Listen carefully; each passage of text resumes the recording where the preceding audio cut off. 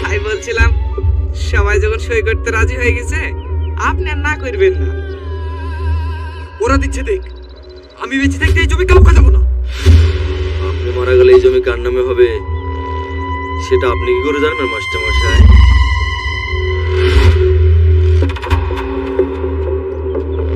আচ্ছা তুই? হ্যাঁ আমি। এই পুরো জমি খালি করার টেন্ডারটা আমিই নিয়েছি। জানতাম অমানুষ কখনো মানুষ হয় না, সেই জন্য তো ছোটবেলায় ঘাট ধাক্কা দিয়ে স্কুল থেকে বের করে দিয়েছিল। খুব ভালো করেছিলেন মাস্টার মশাই। বেশি পড়াশোনা করলে হয়তো আপনার মতো 20-30 হাজার টাকা ইনকাম করতাম, যখন আমি লাখ লাখ টাকা ইনকাম করি। এই উকিল, ছাপটা নিয়ে নে। রাজা,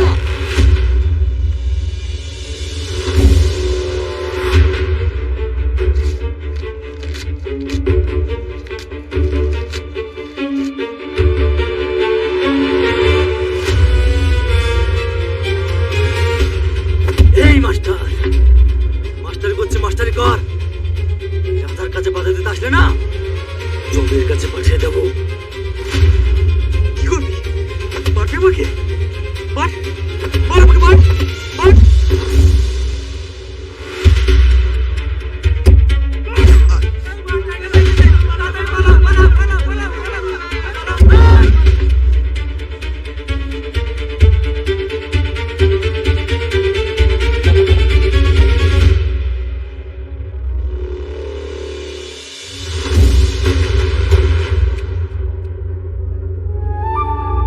এই উকিল,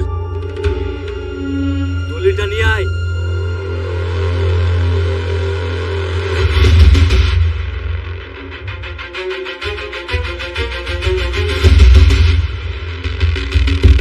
যা, এবার সবার একটু নিয়ে নে।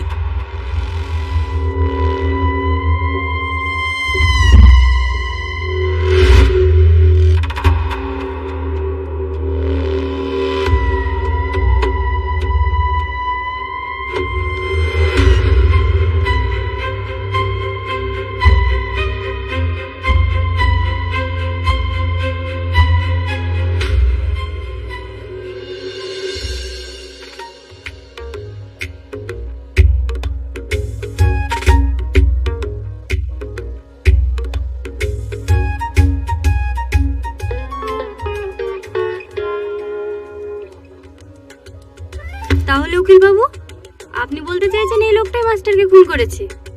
হ্যাঁ, ওই জন্যই তো আপনার কাছে সারেন্ডার করতে এসছি। আচ্ছা, বাহ, খুব ভালো। আমরা যদি এরকম আসামি পাই তাহলে আর আমাদেরকে সরকারের তেল পড়ে কষ্ট করে আসামি ধরতে যেতে হবে না, তাই না সঞ্জয় বাবু? হ্যাঁ ম্যাডাম, আপনি ঠিকই বলেছেন। এরকম হলে তো মাঝের মধ্যে আমরা একটু ছুটি নিয়ে বউটাকে নিয়ে একটু বেড়াতে যেতে পারতাম। আমি জানি আপনার বউ টুর করতে খুব ভালোবাসে। এবার দাঁতগুলো বন্ধ করুন দয়া করে। এখানে টুথপেস্টের অ্যাড চলছে না। তাহলে আপনি মাস্টার মশাইকে খুন করেছেন, তাই তো? হ্যাঁ ম্যাডাম। এবার আপনিই বলুন, সারা জীবন জেল খাটবেন না আপনাকে একবারে ফাঁসি দিয়ে কষ্ট থেকে মুক্তি করে দেব? না ম্যাডাম, আমাকে ফাঁসি দিবেন না, আমাকে ছেড়ে দেন। আচ্ছা ঠিক আছে, তোমাকে ছেড়ে দেব। এই নাও, একটা ফায়ার করে দেখাও।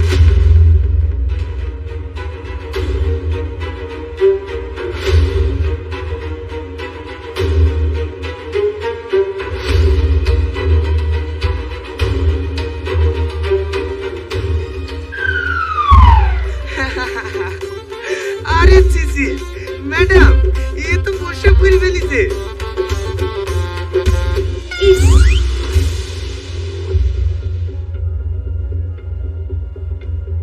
আপনারাও পারেন। কোথা থেকে জোগাড় করেন এসব লোক? দেখুন ম্যাডাম, এখানে আপনার কমেডি দেখতে আসিনি। ও খুন করেছে, ওকে অ্যারেস্ট করুন, ব্যাস। কমেডি তো আপনারা করছেন। খুন করবে অন্যজন, আর আপনারা ফাঁসি দেবেন একটা নিরীহ মানুষকে। আর এটা আমাকে মেনে নিতে হবে? হ্যাঁ, আপনি মেনে নিতে বাধ্য।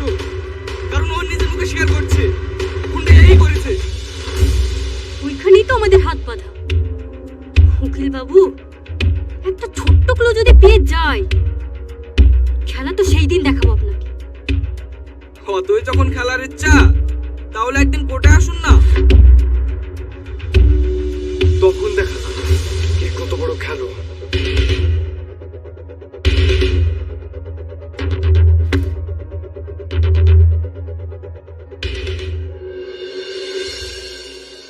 আব্বা, আমার বিশাল খিদে লেগেছে, আমাকে কিছু কিনে দাও না।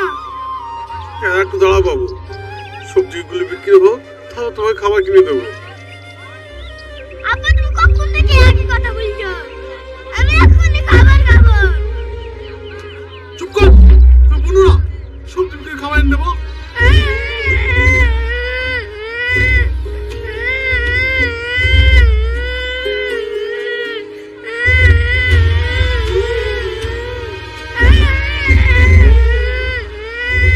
এই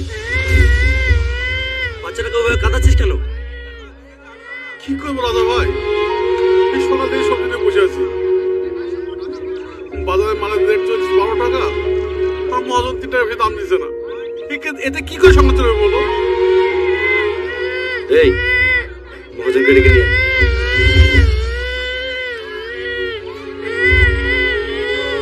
কেঁদো না বাবু,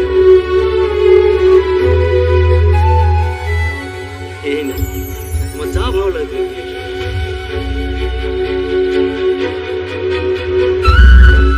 আরে যা বল, তুই আমাকে ডেকেছিস?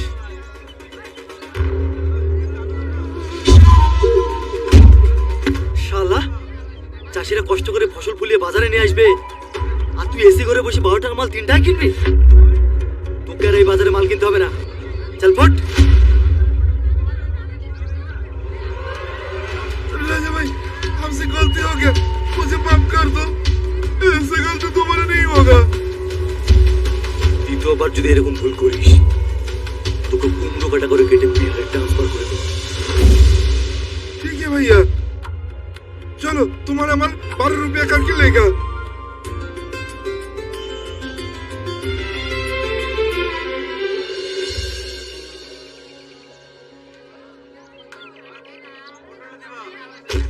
আরে আপনার লাগেনি তো? ওঠান ওঠান।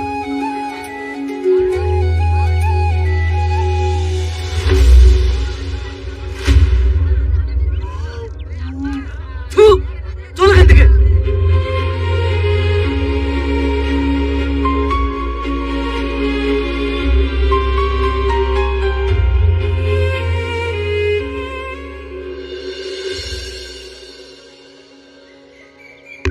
রুমি, দুটো চা দে।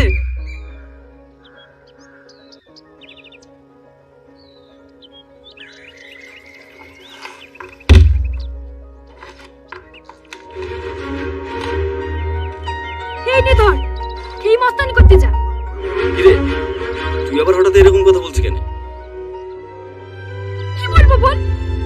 তুই তো আমাকে ভালোবাসিস, প্রতিদিন 10 মিনিট আমাকে টাইম দিছিস। চারিদিকে শোনা যাচ্ছে যে এখানে মার্ডার করলো কে? রাজা।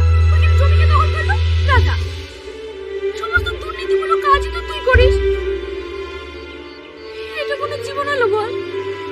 যার বাঁচা মরার কোনো গ্যারান্টি নাই, আর 5টা মানুষের মতো স্বাভাবিকভাবে জীবনযাপন করতে পারিস নি। ব্যাস, অনেক বলেছি। আমি উন্নত মতো সারা জীবন ভয় ভয়ে বাঁচতে পারবো না। যতদিন বাঁচবো সিংহের মতো বাঁচবো। কেন আমরা কাউকে ভয় করে বেঁচেছি নাকি? সৎ পথ উপার্জন করে ডাল ভাত খেয়ে হলেও সুখে আছে। তোদের মতো মানুষকে লোকজন ভয়ে ভালোবাসে, আর পেছন ফিরলে ঘৃণা করে। যতদিন পিছনে বলবে ততদিন ঠিক আছে, যেদিন সামনে বলবে না, সেই দিনই শালা ও সেই দিন হবে। হ্যাঁ দাদা, এই তো বাজারের দিকেই আছি। তোকে যতই বলি তুই কোনোদিন শুধরাবি না। রাজা, নানা ভাই ফোন করেছিল, আমাদেরকে ডাকছে। চল।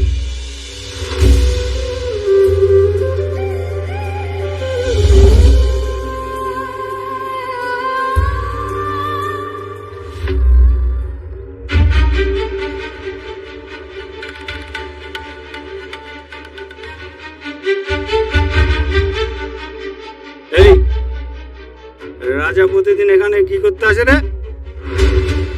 আর 5টা মানুষ যেমন আসে চা খেতে। ওকে দোকান আসতে মানা করবি, লোকে উল্টো পাল্টা কথা বলছে। লোকে কি আমাকে খেতে দেয় নাকি? তা তাদের কথা শুনতে হবে? তোমাকেও তো কত বারণ করেছি, তুমি কি মদ খাওয়া ছেড়েছো? আরে ছাড়বো ছাড়বো, আগে একটা বাংলা কেনার টাকা দে, এটাকেই ছেড়ে দেবো।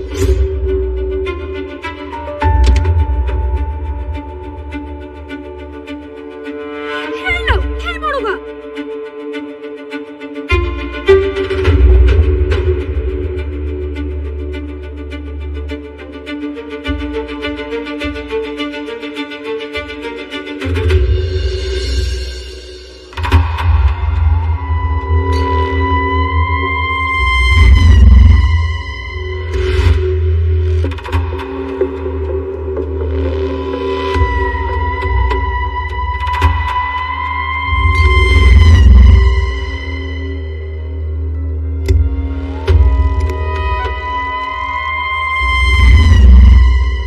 না ভাই, ব্যানার্জির ওই জমিটা অলমোস্ট সেটেলমেন্ট হয়েই গেছিল, কিন্তু ওই শালা এমপি নিজেই জায়গাটা নেওয়ার জন্য রেট বাড়িয়ে দিচ্ছে। বাংলায় একটা প্রবাদ আছে জানিস তো, পিপিলিকার ডানা গজায় মরিবার দরে। ওই শালা এমপির ডানাটা ছাড়তে হবে, বুঝলি? না না ভাই, ওই শালা এমপির ছেলেটাকে নামিয়ে দেবো। আহ!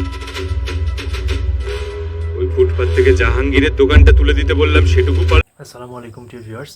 আজকের ভিডিওতে আমরা কথা বলবো বর্তমানে যে ফ্যামিলি কার্ড রয়েছে, সেই ফ্যামিলি কার্ডের যে সুমারি রয়েছে, সেই সুমারিতে আমার যে ভাইবা হয়েছে আজকে, অর্থাৎ গত পরশুদিন আমার ভাইবা ছিল।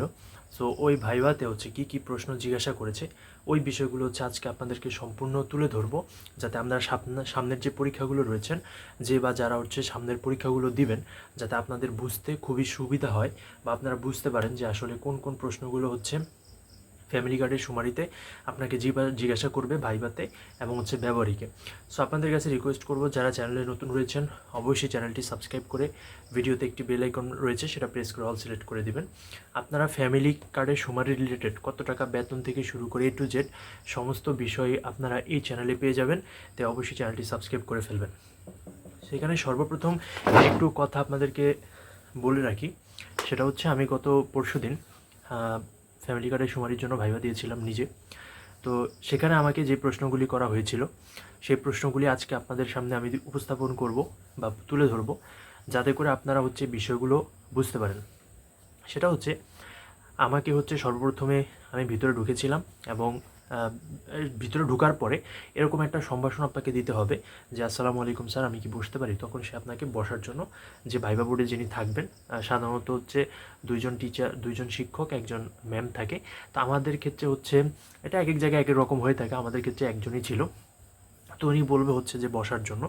তো বসার পরে হচ্ছে উনি আপনার কাগজপত্র চাইতে চাবে, অনেকের দেখে অনেকের দেখে না, আমার অবশ্য দেখে নাই।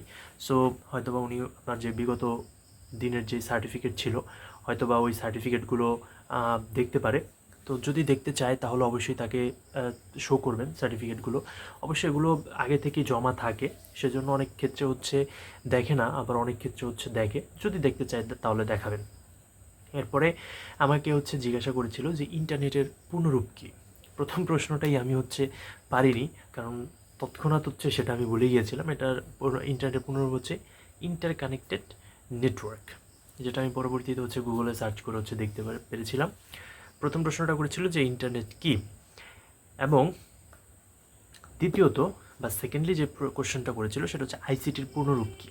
এটা আপনারা খুব সহজ, সকলেই পারেন, information and communication technology. So এখানেও আমি একটা ভুল করেছিলাম, সেটা হচ্ছে আমি ইনফরমেশন কমিউনিকেশন অ্যান্ড টেকনোলজি বলেছি, কিন্তু এটা হবে ইনফরমেশন অ্যান্ডটা হচ্ছে ইনফরমেশনের পরেই হবে, ইনফরমেশন অ্যান্ড কমিউনিকেশন টেকনোলজি। তো তারপরে জিজ্ঞাসা করছিল যে জিপিএসের পূর্ণরূপ কী। জিপিএসের পূর্ণরূপটা খুবই সহজ, এটা আমরা সবাই পারি, global positioning system. So internet পূর্ণরূপ, জিপিএস পূর্ণরূপ, তারপরে হচ্ছে আপনার আইসিটি পূর্ণরূপ। তারপরে জিজ্ঞাসা করা হয়েছিল যে কয়েকটা ব্রাউজিং সফটওয়্যারের নাম, অর্থাৎ যেগুলো দিয়ে আমরা হচ্ছে ব্রাউজ করি। এরপর হচ্ছে খুবই গুরুত্বপূর্ণ একটা প্রশ্ন জিজ্ঞাসা করা হয়েছিল যে ধরেন আপনাকে মোবাইলের ট্যাব দেওয়ার পরে আপনাকে যে অ্যাপের মাধ্যমে হচ্ছে আপনি কাজ করবেন ওইটা ইনস্টল করার জন্য বলা হলো, তাহলে কিন্তু ওই অ্যাপটা আপনার প্লে স্টোরে আপনি পাবেন না, তাহলে আপনি ওটা কীভাবে ইনস্টল করবেন? সো এটা আপনারা দুইটাভাবে উত্তরটা দিতে পারেন। একটা হচ্ছে যে গুগল প্লে স্টোরে পাবো, আর গুগল প্লে স্টোরে যদি না পাই তাহলে আমাকে সুপারভাইজার বা যে ডাউনলোড করার জন্য যে লিঙ্ক দেওয়া হবে ওইখান থেকে আমরা ইনস্টল করব, অথবা যে কোনো ব্রাউজারে গিয়ে ক্রোম হোক বা অন্যান্য যেসব ব্রাউজার রয়েছে ওইসব ব্রাউজারে গিয়ে আমরা খুব সহজেই এটা ইনস্টল করতে পারবো। এরপর আমাকে জিজ্ঞাসা করা হয়েছিল যে কম্পিউটারে হচ্ছে আমরা যে টেক্সট করি মানে ডকুমেন্ট টাইপ করি কোন সফটওয়্যারের মাধ্যমে হচ্ছে আমরা টাইপ করি।